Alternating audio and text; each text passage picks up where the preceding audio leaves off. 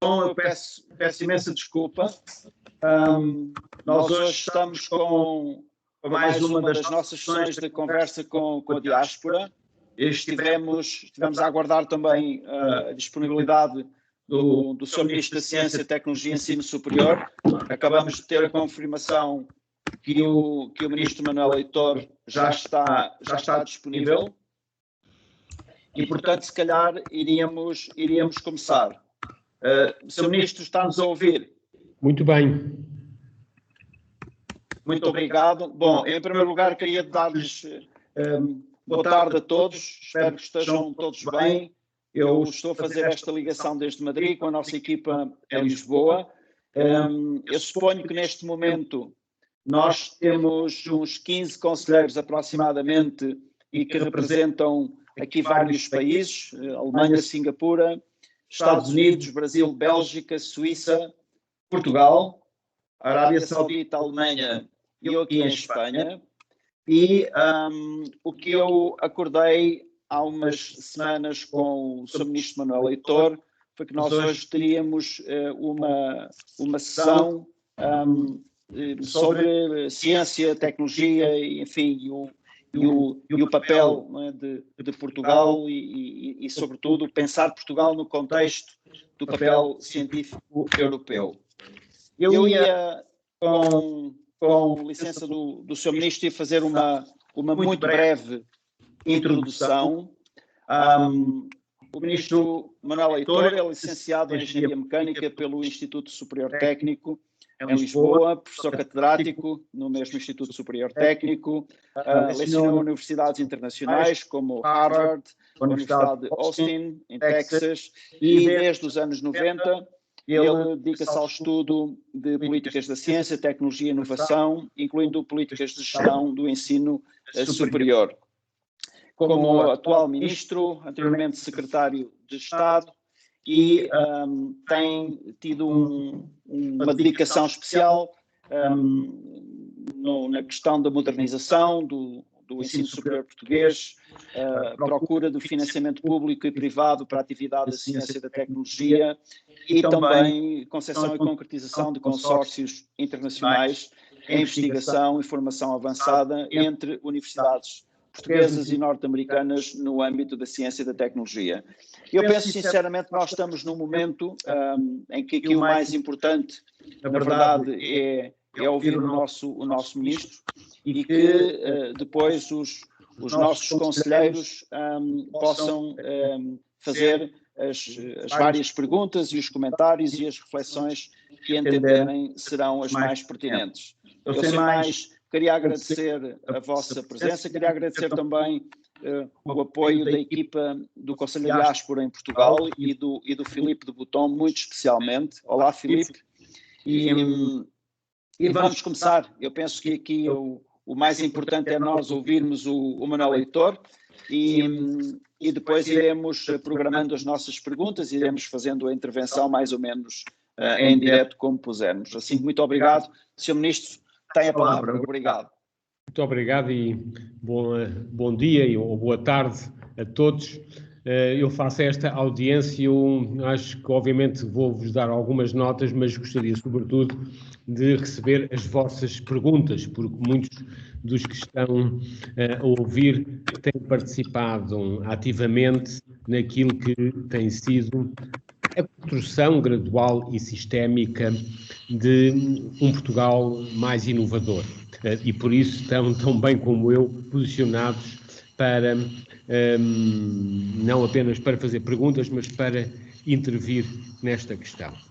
Eu trazia uma afirmação de base a esta discussão que depois gostaria não apenas de fundamentar, mas de tentar, sobretudo, abrir um diálogo convosco. O meu ponto de partida é que hoje os níveis de qualificação e de desenvolvimento científico em Portugal atingiram níveis de níveis médios e superiores à média europeus, e Portugal hoje pode desempenhar um papel importante na afirmação dos portugueses no contexto internacional, sobretudo se valorizar a sua capacidade de atrair e reter recursos humanos qualificados, assim como uma capacidade crescente na área da ciência e da inovação. Isto é importante porquê? Porque vivemos hoje tempos novos, tempos sem precedentes nas nossas vidas, que obviamente chamaram mais do que nunca a atenção para o conhecimento científico, mas eu diria mais do que isso, e mais dos lugares comuns, chamaram a atenção de todos no mundo para a articulação entre a capacidade de desenvolver conhecimento científico e de articular esse conhecimento científico com inovações que podem provocar disrupções no mercado. Obviamente que o caso mais normal de hoje relatar é a questão porque é que no mundo temos vacinas, quer na Europa, quer nos Estados Unidos, e as novas vacinas resultaram daquilo que se pode chamar uma compressão no tempo, quer associados à capacidade de usar conhecimento fundamental em articulação com empresas disruptivas que conseguiram vacinas no mundo. Foi assim na Europa, com a BioNTech, financiada ao longo das últimas 2 décadas, sobretudo através do European Research Council. Foi assim nos Estados Unidos com a Moderna, mais uma vez financiada pelo NIH, num laboratório do MIT, através de uma empresa. E, portanto, eu argumentaria que Portugal tem hoje uma capacidade que tem vindo a construir, mas que é relevante no contexto europeu de acreditarmos no conhecimento e que tem uma capacidade crescente de atores que podem provocar disrupções no mercado. Deixe-me dar um ou dois, e talvez 2 exemplos. Portugal retém ainda o recorde mundial de número de dias consecutivamente alimentados por energias renováveis. Foram 4 dias em 2016 e 3 dias a partir daí, porque certamente conseguiu instalar as infraestruturas necessárias, mas mais do que isso, teve uma capacidade de desenvolver o conhecimento na integração de processos dinâmicos e de redes dinâmicas que permitam integrar energias renováveis, sobretudo vento, crescentemente sol, com a indústria elétrica na rede elétrica nacional. E esta capacidade foi sobretudo construída através de um corpo de conhecimento particularmente sólido entre uma grande instituição científica, neste caso o INESC-TEC no Porto, em articulação com 2 operadores principais, quer nas redes elétricas, quer na produção energética. É um exemplo desta capacidade não apenas de reter, de produzir, mas também de articular com inovações disruptivas. Um segundo exemplo totalmente diferente: Portugal tem hoje um operador de satélites, desde os últimos 2 meses, e tem uma nova capacidade não apenas de operar satélites para sistemas de observação da Terra de alta resolução, mas também para a produção do cadastro do território. E por isso tem hoje um laboratório de observação da Terra localizado na Ilha Terceira, nos Açores, que é hoje um centro e um laboratório da Agência Europeia do Espaço na área da observação da Terra. São 2 exemplos que valem o que valem, mas que são resultados da construção de um sistema que não sei se tem essa noção. Portugal atinge em 2020 uma meta há muito pretendida,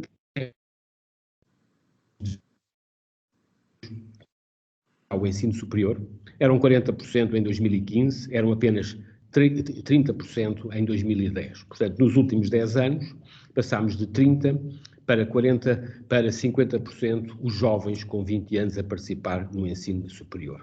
E atingiu, em dezembro passado, uma meta definida no ano 2000, que foi complexa, de ter mais de 40% dos cidadãos residentes em Portugal entre 30 e 34 anos com um grau de ensino superior. Mais uma vez, eram cerca de 35% em 2015 e 26% em 2010. Este processo foi acompanhado, entre muitos outros aspectos, por uma redução brutal do abandono escolar precoce. Em 2010, 30% dos jovens desistiam do ensino secundário. Hoje, Portugal tem um dos níveis mais baixos a nível europeu de abandono precoce escolar, cerca de 8%. Portanto, a construção de um sistema mais inovador não se faz sem pessoas e hoje Portugal tem, finalmente, uma força de trabalho que o permite abrir um diálogo novo com empresas, com empresários e, certamente, na construção de um espaço europeu. Também é verdade que Portugal hoje tem mais capacidade, mas enfrenta uma competição crescente para recursos humanos qualificados. Isto é tanto mais importante no contexto onde vivemos, sobretudo de recuperação económica e resiliência, que vai ser, quanto a mim, particularmente determinado nos próximos anos por essa competição crescente por recursos humanos qualificados. Se é verdade que Portugal assinou a semana passada um contrato de recuperação com a Comissão Europeia, é verdade que não foi só Portugal. E, por isso, a nossa capacidade de reter e atrair recursos humanos é, porventura, uma das questões mais críticas para o sucesso, ou não, do processo de recuperação económica.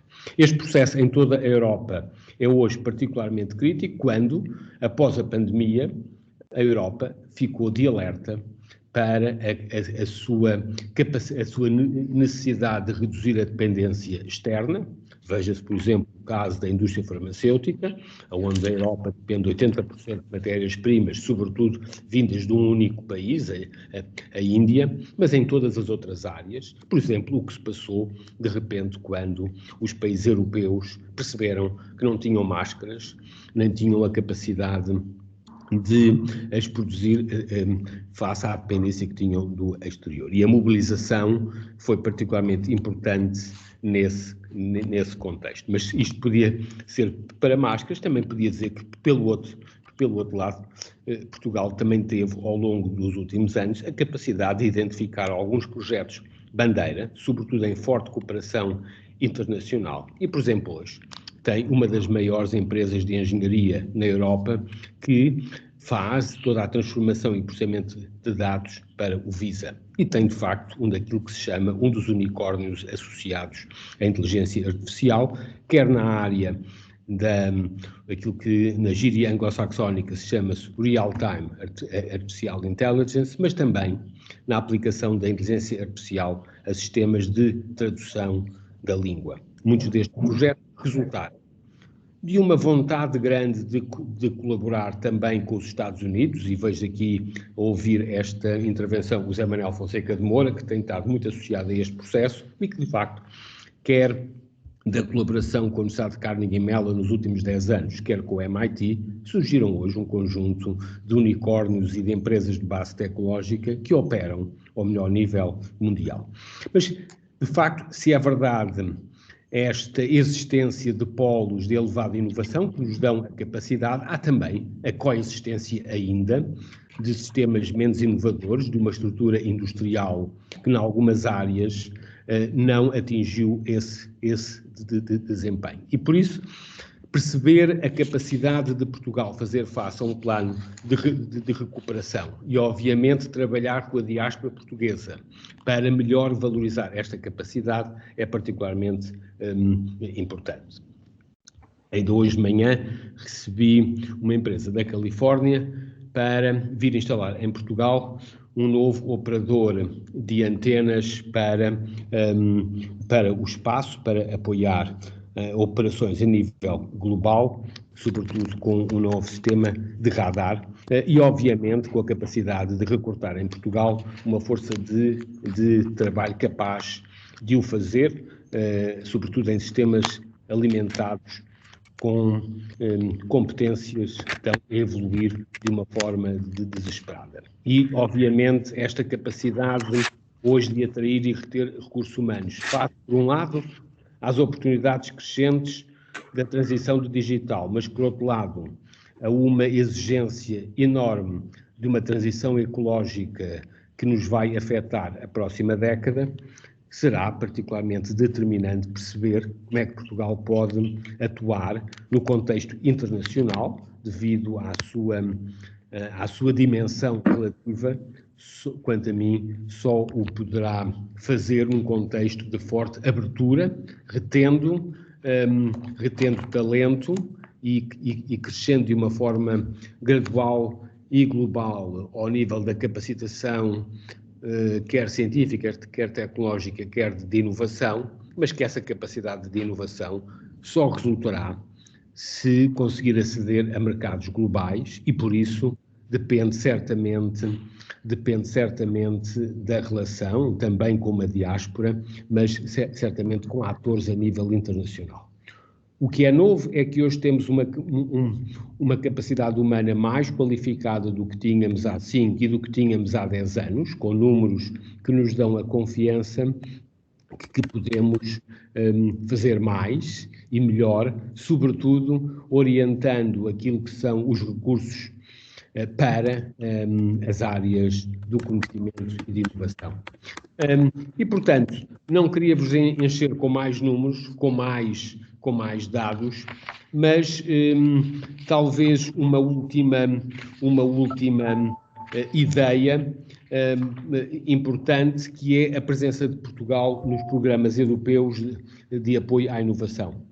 Portugal duplica nos últimos 5 anos a sua capacidade de penetrar nestes programas e de atrair fundos europeus, quer através de operadores privados ou de operadores públicos, portanto, de empresas e de centros de investigação, e posiciona-se hoje num contexto europeu com a meta de voltar a duplicar no próximo quadro de comunidade de apoio, para 2021-27, a capacidade de atração de fundos europeus. Esse sucesso, ou essa capacidade, está particularmente dependente, mais uma vez, de se posicionar no contexto europeu. E esta, em termos da diáspora, é um aspecto importante, porque o padrão de colaboração das instituições portuguesas na Europa evoluiu radicalmente nos últimos 5 anos. Há 5 anos atrás, Portugal colaborava sobretudo com instituições britânicas e eram os primeiros parceiros, quer ao nível de empresas, quer ao nível do sistema científico e tecnológico. Os principais parceiros de Portugal eram, como nos últimos 30 anos, instituições britânicas. Esse padrão de parceiros foi radicalmente mudado. Hoje Portugal colabora sobretudo com instituições alemãs, quer do ponto de vista científico. Os principais parceiros das instituições portuguesas é o Max Planck e o Fraunhofer, seguido do CNRS em França, das instituições depois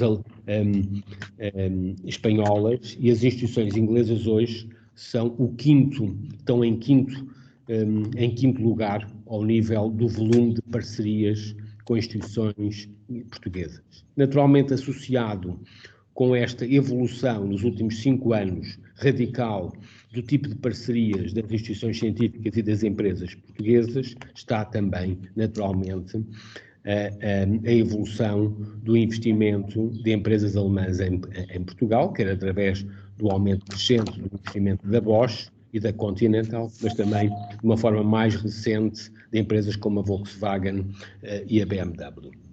É um pouco, portanto, neste padrão de uma dinâmica no posicionamento de Portugal na Europa, com novos parceiros, com novos tipos de colaborações, mas ao mesmo tempo para fazer face a um processo de recuperação e resiliência que irá depender, diga-se passagem como sempre, da capacidade de reter recursos humanos qualificados e, por isso, criar atividades de maior valor acrescentado. Como sabemos, dependem do conhecimento e da capacidade científica, mas dependendo muito mais do que isso, da capacidade de, através de atividades em Portugal, aceder a mercados globais. Eram estes os elementos que eu trazia para a discussão e certamente, face a esta audiência, e como muitos de vós têm sido atores interventivos neste processo e nesta evolução nos últimos anos, eu sugeria trocarmos agora ideias e, sobretudo, desafiarem com perguntas difíceis. Muito bem. Ministro Manuel Heitor, muito obrigado. Eu, se calhar, ia aproveitar para abrir esta sessão de perguntas com duas perguntas muito telegráficas. A primeira, do ponto de vista de curto prazo e do ponto de vista mais objetivo possível, o que é que o Sr. Ministro espera ou esperaria do Conselho da Diáspora em termos de curto prazo? O que é que nós podemos fazer como diáspora, os conselhos da diáspora no mundo? O que é que podemos fazer de maneira objetiva no curto prazo? Bom, como eu disse, posicionar Portugal no mundo face a uma nova imagem com a sua capacidade de inovar e de se posicionar no contexto atlântico.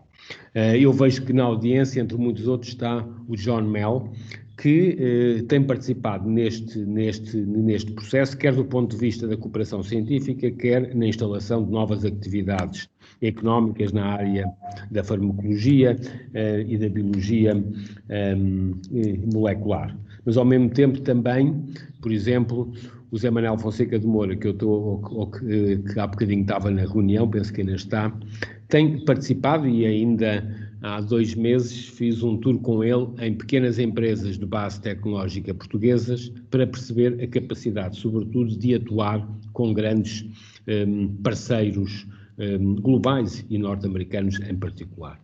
E por isso, a melhor forma que a diáspora pode colaborar é criar aquilo que eu chamaria redes de oportunidade para Portugal atrair mais talento e se melhor se posicionar num processo de recuperação económica que, como disse, quanto a mim, vai ser sobretudo dependente não de fundos, mas da capacidade de atrair e reter talento. E por isso, a minha hipótese de partida é que Portugal hoje tem capacidade para atrair talento, mas precisa ser credibilizado a nível internacional e a diáspora tem aqui um papel particularmente crítico nesta credibilização de Portugal num contexto onde penso que os próximos 5 ou 6 anos, na Europa e nos Estados Unidos, e portanto no contexto atlântico ocidental, vão ficar particularmente dependentes da capacidade de desenvolver atividades de maior valor acrescentado com pessoas cada vez mais competentes. Muito obrigado, Manuel Heitor. Eu penso que temos 2 perguntas. Uma é do Filipe de Botton, e a seguir do Tiago Oteiro. Sim, Filipe. Muito obrigado, Manel, antes de mais de participares connosco. Obrigado, António, pelo convite para estar aqui neste Conselho da Diáspora, agora numa posição diferente daquela que eu tinha até recentemente. Congratulo-me imenso, de facto, deste tema, em que é um tema que, como tu dizias, Manuel, muito bem, o Conselho já fez algo através do investimento que foi estimulado através do Conselho e da pessoa do John Mell, através da empresa da Maris, com a Biotecnologia do Porto, e que, de facto, demonstrou pela sua dimensão o que o Conselho consegue fazer com Portugal e a atração de Portugal para o ter. Eu só gostava aqui e agora com a liberdade já de não ser presidente do Conselho da Diáspora, portanto, podendo ser impertinente, como digo, Manel, mas tentando ser o mais construtivo possível e genuinamente, até porque acho que tens feito um trabalho extraordinário. Há aqui vários temas que eu gostava de eventualmente relançar, que é de questões básicas e práticas de dia-a-dia, de algo que já existe em Portugal e que eu às vezes eu pergunto porque é que nós não tentamos melhorar, e que vai desde aqueles programas dos novos contactos que existiam até desenvolver uma articulação mais entre as empresas e as universidades. Eu não faço ideia, por exemplo, em termos de PRR, de Plano de Recuperação e Resiliência, o que é que no Ministério se conseguiu de fundos para isso. Portanto, aumentar a colaboração entre as universidades públicas e as empresas, que eu acho que existe pouco. Quiçá o Estado português poder investir em algumas empresas de tech ou de investigação internacionais, para com isso poder atrair essas empresas a poderem investir em Portugal. Portanto, não trazê-las através de incentivos fiscais, que muitas vezes eu acho que é o lado errado, que é muitas vezes são as empresas mais fracas que precisam dessas situações, e as empresas que são nelas. E, por exemplo, o Fundo Soberano de Singapura e da China é um bom exemplo disso. O tema da criação de excelência liderada por privados, que a Fundação Fiscal e MOVA, acho que é um excelente exemplo que está a ser feito. Mas aquilo que eu vejo muito em Portugal é que, isto é o nosso país, é que Portugal está muito tudo pensado na forma de apertar e controlar a evasão fiscal e não talvez no sentido mais positivo de alinhar tributação com incentivos económicos e de crescimento, que é um modelo diferente, mas que eu acredito que tenha um efeito muito mais positivo, nomeadamente para nós empresas, porque todas as empresas estão aqui à volta desta mesa. No caso, nós somos uma empresa que 6% do nosso turnover está em Portugal, o resto, 94% da nossa empresa está fora de Portugal, portanto, é nacional. Mas há temas que têm que ser melhorados do ponto de vista fiscal, não só o tema das stock options do ponto de vista fiscal, os acordos de dupla tributação, o tema dos prémios de desempenho da empresa, o que nós chamamos os MIPs, como é que podemos, o Management Incentive Programs, como é que podemos fiscalmente pôr de forma diferente. Haver bancos e sociedades de garantia mútua que apostem mais nestas pequenas empresas e articular isso. Ou seja, há a nível fiscal temas que eu acho que poderia ser visto, que irá permitir, com este investimento, criar valor e criar emprego com esta prioridade de inovação. Eu vejo que com aqueles fundos criados aí o Explore e a Capital Criativo têm andado a apoiar isso, mas acredito que haja mais a fazer isso. Depois, em termos de atrair pessoas, infelizmente, todo o programa de residentes não habituais, eu acho que devemos manter claramente esse programa. Nós não podemos querer atrair pessoas e não nos dar condições fiscais que sejam vantajosas. O tema da desburocratização, peço desculpa, nos Estados Unidos eu faço tudo online, qualquer assinatura de contratos. Aqui ainda há muita figura do notário, dos notáriozinhos, que de facto nos atrasa todos os sistemas. Há muita burocracia que muitas vezes, e é aí que às vezes eu acho que Portugal é corrupto, há um país que às vezes tem corrupção, não é corrupção do dinheiro, mas é corrupção do tráfico de influência. Tu só consegues ultrapassar as coisas porque conheces as pessoas e devíamos acabar com essa questão. Portanto, devíamos aí ver o que é que se podia fazer. E depois reter, de facto, o talento que trazemos para cá, quer em termos do tema da carga fiscal, quer em termos de criação de programas de atração de talento, como tens noutros países, nomeadamente na Índia, onde isso existe. E, quiçá, por exemplo, nós podemos criar, ou tu podes criar, no teu caso, para ti, Manel, quase como um advisory board, em que tu tens portugueses extraordinários, do Conselho de Diáspora ou não, alguns nós não conseguimos trazer, tenho certeza que agora o António irá conseguir atrair aqueles que eu não consegui atrair no passado, não tenho nenhuma pressão em cima do António, mas tem excelentes executivos nas Googles, nas Facebooks, nessas techs que estão lá fora portugueses, e quiçá tu criares um advisory board teu, para poderes eles te ajudarem a criar programas para atrair essas empresas todas. Não mais me alongo, enfim, era só este conjunto de ideias e sugestões. Peço desculpa, Manel, um abraço para ti e mais uma vez parabéns pelo trabalho que fazes. Muito obrigado, Filipe. Não sei se o ministro Manuel Torres quer comentar. Eu posso comentar já e depois também para dar tempo às outras perguntas. Naturalmente que as coisas, os aspectos que o Filipe focou tocam-nos a todos. Aquele mais crítico e que obviamente não pode ser esquecido diariamente é a burocracia. Ainda não há muito tempo, pedimos um relatório a 3 pessoas, incluindo o José Manuel Mendonça, a Elvira Fortunato e o António Cunha, para tentar identificar os obstáculos na burocracia e agora implementar, quer no PRR, quer através do futuro Programa de Fundos Estruturais PTV 2030. E esta é uma guerra diária em evitar um sistema que ainda tem uma inércia burocrática particularmente grande. Portanto, aí toda a ajuda que a diáspora no seu conjunto possa for, comparando ideias e reforçando esta necessidade, é crescente. E devo dizer que já estive no governo antes da Troika e pós a Troika e percebi bem a evolução daquilo que foi o contexto burocrático onde hoje estamos envolvidos e por isso esta é uma questão crítica. Há hoje um relatório particularmente importante que está a ser usado para implementar um processo de desburocratização, mas devo dizer que é uma luta contínua de uma administração, e aqui não me compete a mim estar a criticar a administração, mas é algo que é particularmente muito mais difícil do que se possa fazer e que vai muito para além das fronteiras de atuação de um governo. Deva-se dizer que nas últimas resoluções até do Código da Contratação Pública, como penso que sabem, não foi aprovada a sua simplificação e, obviamente, hoje sabemos que a burocracia é, porventura, uma das questões de maior relacionamento com a própria corrupção. Portanto, esse caso está identificado, está a ser trabalhado, mas requer uma pressão diária aos mais variados níveis. O Filipe falou na relação empresa-universidade. Hoje vivemos um contexto em Portugal bastante diferente daquilo que era há 5, há 10 ou há 20 anos. Deixa-me dar 2 exemplos.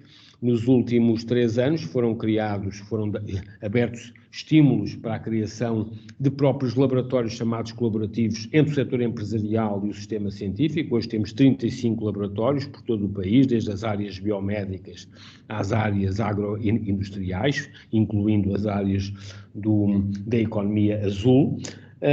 Estes laboratórios hoje já empregam mais de 1000 pessoas e 1000 colaboradores e temos realidades em evolução, mas obviamente esta é uma área que é preciso continuar a insistir. É neste contexto que no âmbito do Programa de Recuperação e Resiliência foi ontem aberto já um novo programa chamado de Agência de Agendas de Inovação Empresarial, que tem cerca de 1 bilhão de euros para os próximos 5 anos, com a possibilidade de extensão a mais 2,3, sobretudo para criar agendas que sejam estruturantes na evolução da economia portuguesa. E quando se olha para isto, tem apenas 3 indicadores. Por um lado, o perfil das exportações, evoluindo para as exportações de maior valor acrescentado. Segundo, o emprego qualificado e, obviamente, servindo de estímulo ao crescimento da capacidade das empresas de investirem em investigação, certamente em articulação com o sistema científico. E terceiro, um contributo claro para a neutralidade carbónica.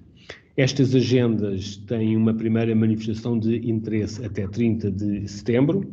Não é o caso único em Portugal, outros países também estão a lançar agendas mobilizadoras para permitir a estruturação da economia, mas há neste momento uma oportunidade, obviamente particularmente relevante, de investir através dos fundos de recuperação, que são sempre adicionais aos fundos comunitários e nacionais. A questão dos advisory boards que faz todo o sentido. Eu devo dizer que nós temos sobretudo 2 conselhos nesta área, diria, do conhecimento.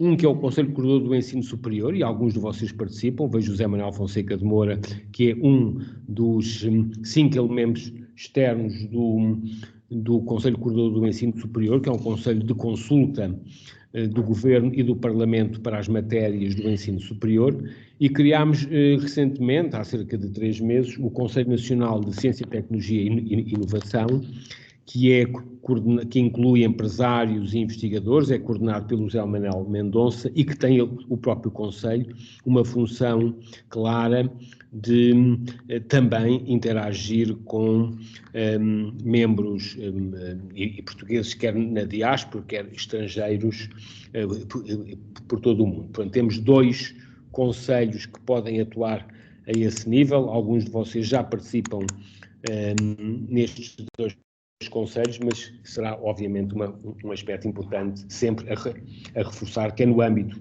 do ensino superior, quer no âmbito do Conselho Nacional de Ciência, Tecnologia e Inovação. Mais questões? Eu penso, Sr. Ministro, peço desculpa, eu perdi o som aqui no último momento. Eu penso que nós tínhamos mais 2 intervenções, uma era do Tiago Outeiro e outra era do João Melo. Se me estão a ouvir, eu se calhar ia pedir, por favor, que avançassem com as perguntas enquanto eu vou tentar recuperar o meu áudio. Tiago, por favor. Boa tarde a todos, boa tarde, Manel. É um prazer estar aqui e falar com o Sr. Luís. Temos esta oportunidade de aplicar aqui nas ideias. Algo que há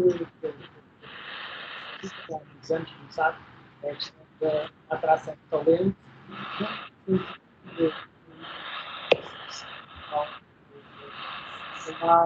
da fuga de cérebros, que eu acho um termo errado, porque nós vivemos numa sociedade global em que é natural que as pessoas saiam, que as pessoas regressem, que as pessoas eu acho que isso é algo que tem sido visível ao longo do ano, porque o Manel estava envolvido na liderança deste setor da ciência em Portugal. É algo que eu acho que tem sido bem feito. Obviamente, a capacidade de atrair talentos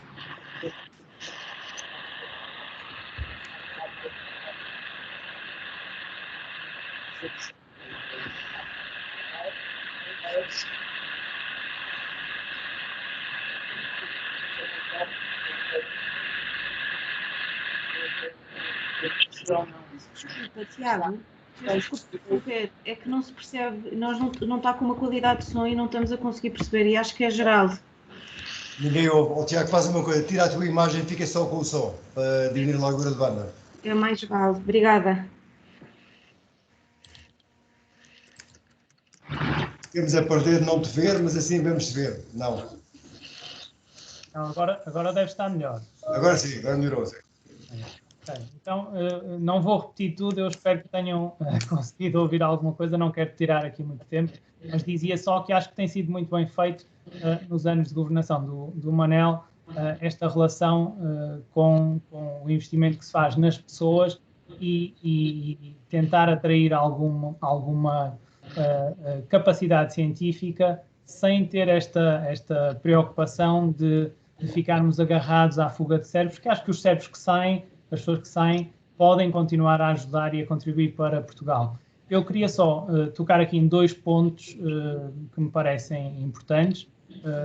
Obviamente que as empresas de base tecnológica são importantes e temos falado de setores que são importantes e que tocam e mexem economicamente em muitos setores. Algo que me parece importante e que talvez possa ser explorado no futuro é a realidade que Portugal vive em relação ao envelhecimento da sua sociedade.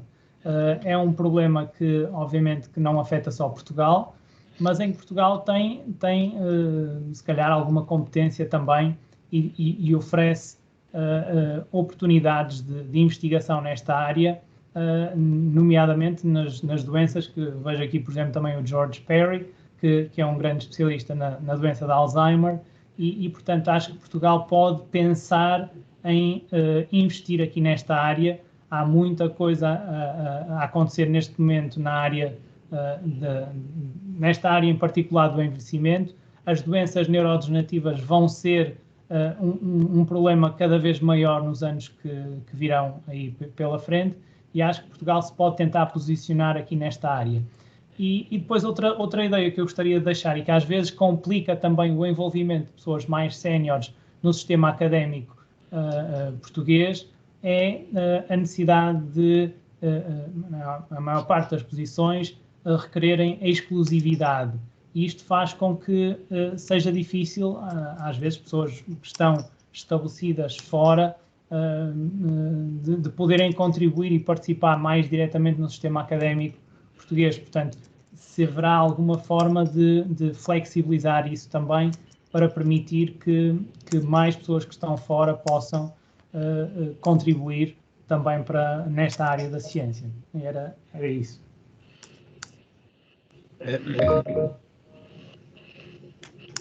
Tiago, as perguntas sempre, a questão dos talentos, como eu disse, vai ser uma questão crítica. Portugal tem hoje, na área da ciência, e as estatísticas valem o que valem, Portugal tem hoje mais estrangeiros em Portugal do que portugueses no estrangeiro. Durante muitos anos não foi assim. Conseguimos ter este posicionamento em 2009-10, depois perdemos e hoje temos mais estrangeiros na atividade científica em Portugal do que portugueses no estrangeiro. E é uma forma de posicionar esta mobilidade e a circulação de talentos no mundo. Em todo o caso, a capacidade de retenção e de atração nos próximos anos vai ser particularmente crítica, face também à capacidade de financiar essas instituições. Isto leva à questão das carreiras, quer no setor privado, quer no setor público, em particular no sistema científico. Aí, obviamente, as carreiras e os níveis salariais, mais do que a exclusividade, são função também das regras das próprias instituições. E não há dúvida nenhuma que, apesar do custo de vida ser inferior em Portugal, nós temos ainda hoje um nível salarial particularmente inferior a muitos outros contextos, nomeadamente europeu. Devo dizer que esta semana, na segunda-feira, foram publicados os rankings europeus chamado European Innovation Scoreboard, e os níveis de salários em Portugal começam a afetar Portugal negativamente face a outros países, porque foi dada uma maior valorização àquilo que é o nível médio dos salários nas empresas em Portugal face a outros países. E por isso os níveis salariais são particularmente determinantes hoje no contexto daquilo que é a capacidade ou não de atrair pessoas e recursos humanos. Agora, há um facto interessante. Durante muitos anos, e muitos de vocês estiveram associados, incluindo tu, estiveste muito associado também à criação e até chegaste a ser presidente da Associação dos Investigadores de Portugal nos Estados Unidos. Hoje, pela primeira vez, temos associações de investigadores estrangeiros em Portugal. Temos uma associação dos investigadores italianos em Portugal, dos brasileiros, e, portanto, temos, de facto, tido uma capacidade crescente de atrair também estrangeiros na área da ciência e de, obviamente, também empreendedores para e esse tem que ser o nosso posicionamento, certamente, sempre numa situação de circulação livre de pessoas, tentar ter maior capacidade de atração, e muito depende, naturalmente, do nível salarial. Mas vejo que quer o João Mel, quer o José Manuel Fonseca de Moura também com a mão levantada. Manuel Autor, muito obrigado. Estão-me a passar alguns dos comentários por escrito, porque eu fiquei sem o som. Eu penso que nós temos ainda mais uma intervenção, uma pergunta do João Melo e também do José Moura. Eu penso que nós ainda temos 3, 4 minutos, de acordo com a hora prevista. Se lhes parece, eu ia passar a palavra ao João Melo. Eu tenho mais tempo, eu até às 10:05, posso estar, se houver mais perguntas, eu da minha parte estou à vontade. Então, well, good afternoon, and thank you, Antonio. I will do my comments in English so they could be faster and clearer. Minister Hector, it's a pleasure to be on with you. And I look. No consigo, que estoy aquí sin sonido. I look forward to welcoming you back to California sometime very soon. It has been a pleasure working in Portugal. And I want to thank my colleague Philippe for opening my eyes to the wonderful talent and the great quality of life that we could access in Portugal. We now have over 100 employees in Portugal, most of which are scientists, and most of which we've recruited back to Portugal from throughout Europe. I expect in the next 2 to 3 years for us to have over 500 people. We are opening, hopefully soon, manufacturing facility in Portugal.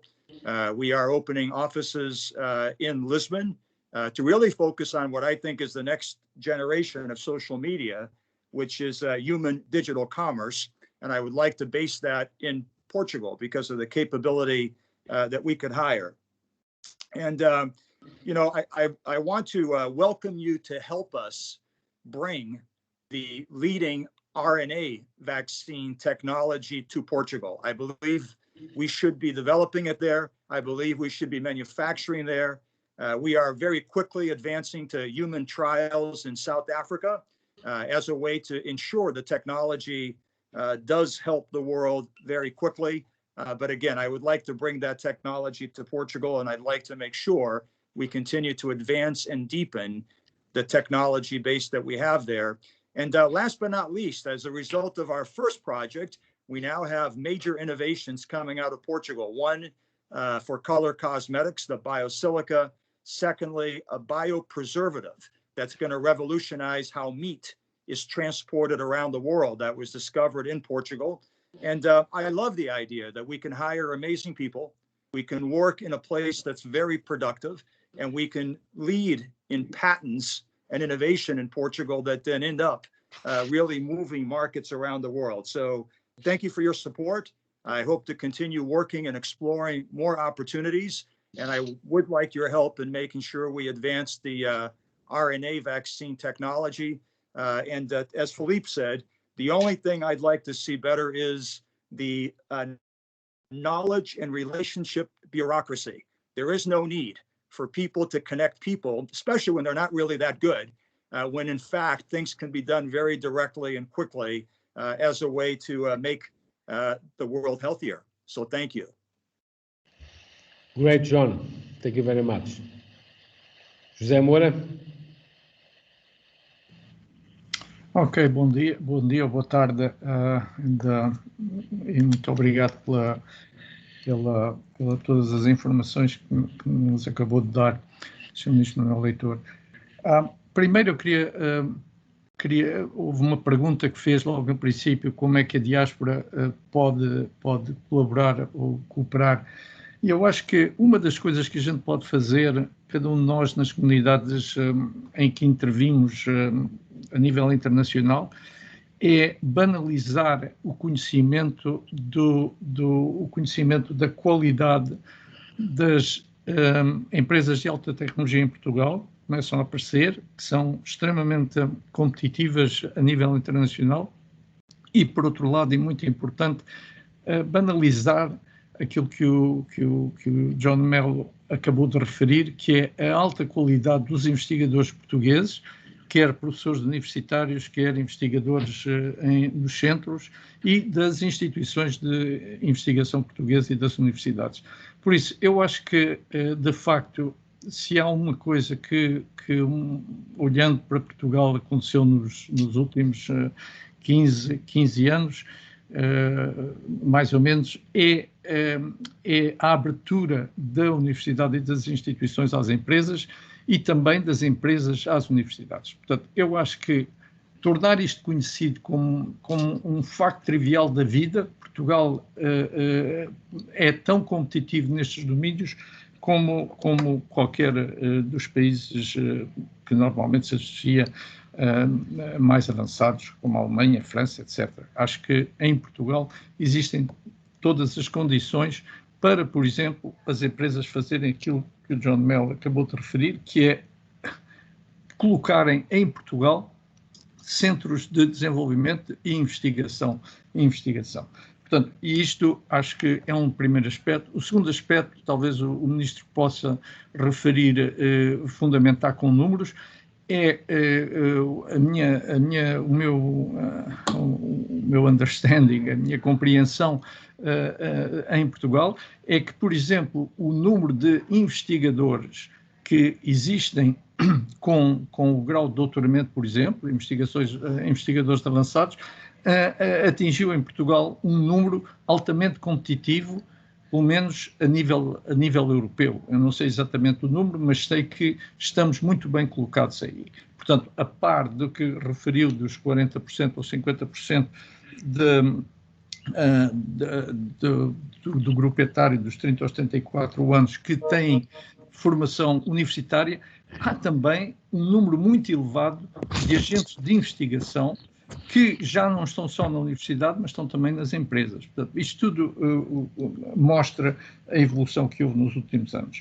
Agora, a pergunta que eu tenho para o Ministro é, coloque-se daqui a 5 anos, quando o PRR tiver acabado, ou, enfim, tiver na sua fase final, como é que vê, como vai caracterizar o impacto que o PRR teve em Portugal? Para mim é uma oportunidade única, dado a ênfase que eu percebo que o PRR tem na alta tecnologia, na ligação de empresas à investigação, etc.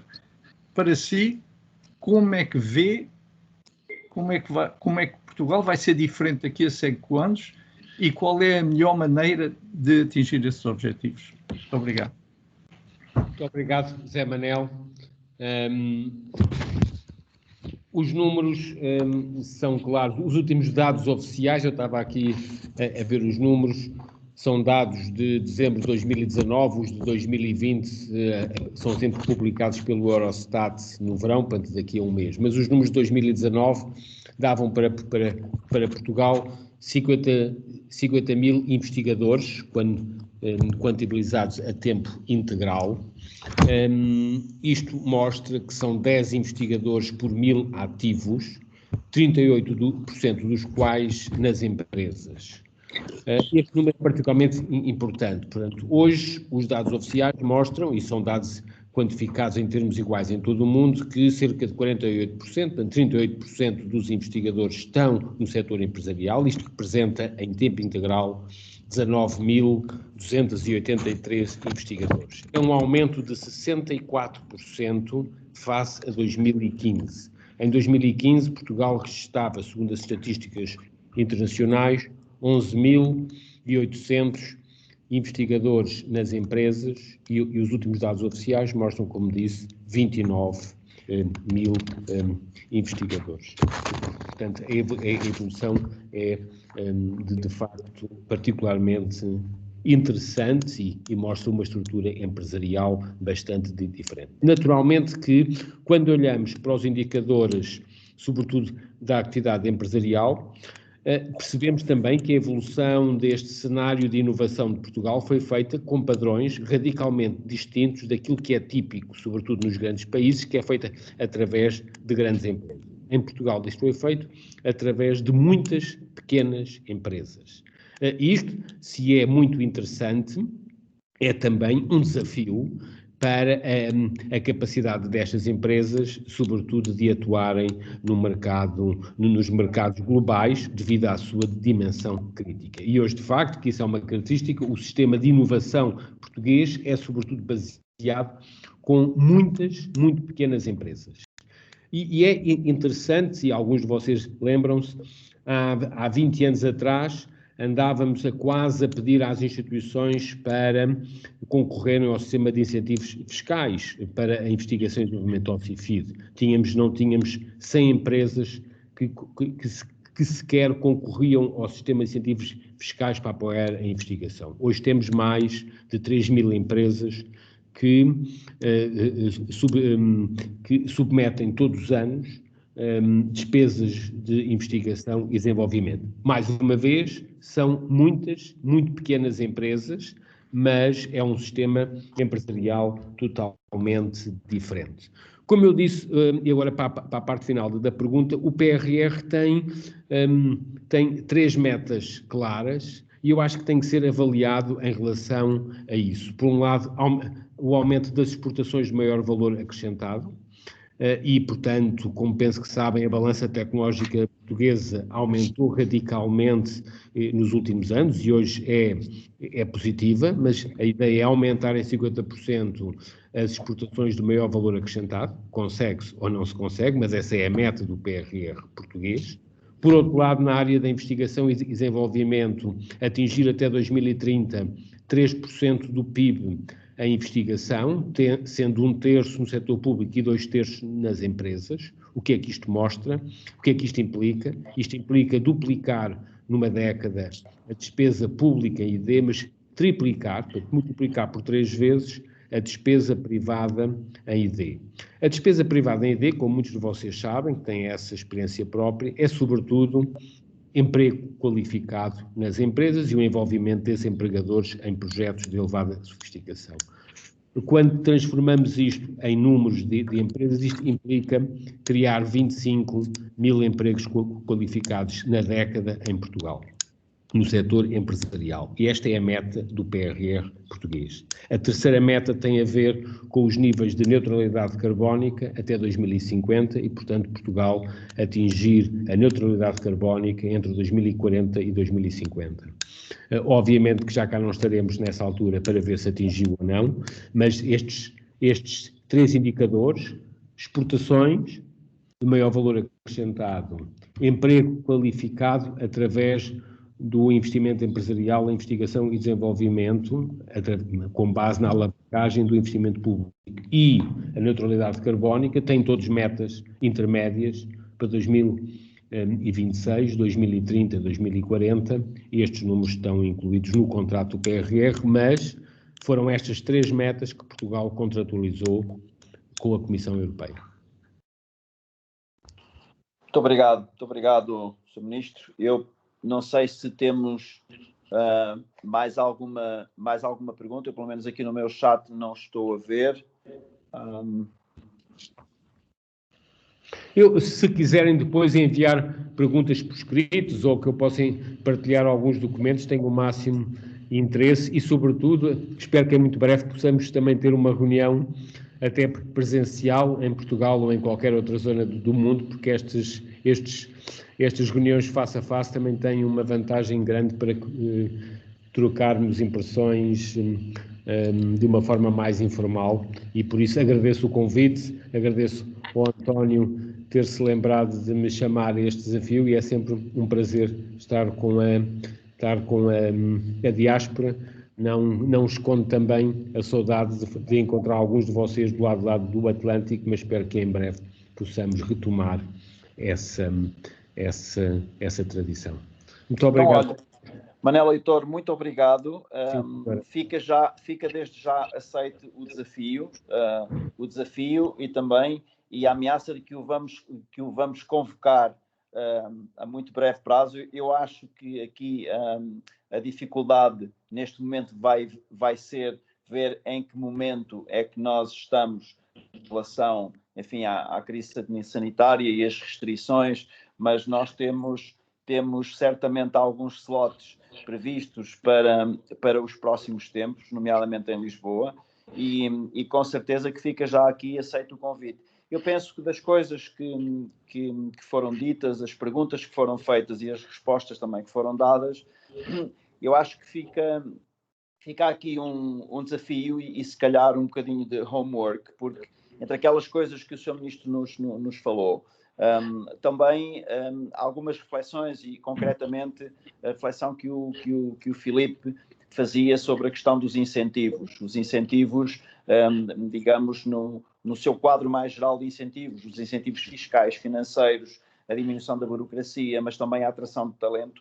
E agora eu penso que isto é algo que está a acontecer e eu vejo isso, pelo menos na indústria onde eu ainda estou, que é, enfim, a da energia, e que tem muito a ver com nós percebermos, se calhar, esse curto e médio prazo e também olhar para o quadro das ajudas. Por isso, eu penso que é muito, muito importante nós vermos também como diáspora, como Conselho de Diáspora, como é que nós poderíamos ajudar e aí sim, muito interessante podermos podermos visualizar o que é que podemos fazer em cada país no sentido de atrair, de convocar parte desse talento para Portugal, ver qual é esse quadro de incentivos, obviamente, para ser, digamos, posto em andamento. A questão das exportações, eu penso que isso é um pending neste momento em todos os países da Europa que estão, digamos, a sofrer de maneira muito forte os efeitos da crise. A questão do emprego e a questão também da deslocalização é um problema que não é só de Portugal, eu acho que também tem muito a ver com o resto da Europa, e essa aposta pela questão da descarbonização do conjunto da economia é algo que eu penso que neste momento está em todas as agendas. Por isso também, Manuel Leitor, eu queria agradecer em nome do Conselho da Diáspora, agradecer a todos os conselheiros, agradecer também ao Filipe. Eu hoje ainda tive quase a pedir que ele me atirasse uma boia, porque eu não me conseguia ligar de maneira nenhuma aqui desde Madrid, mas finalmente lá fui conseguindo apanhar algumas, outras se calhar ficaram pelo caminho. Fica aceito o desafio, Ministro Manuel Leitor, vai ter notícias novas muito em breve. Eu vou contactar também com os vários conselheiros no sentido de ver o que é que nós poderíamos fazer desde os lugares onde nós estamos e, naturalmente, que não só em Portugal, mas também no resto dos países onde nós estamos e exercemos, também vamos exercer de conselheiros e, por isso, terá notícias novas nossas a muito breve prazo. Tá bom? Muito obrigado. Ok, muito obrigado. Obrigado a todos. Bem-aja e até à próxima, se Deus quiser. Obrigado.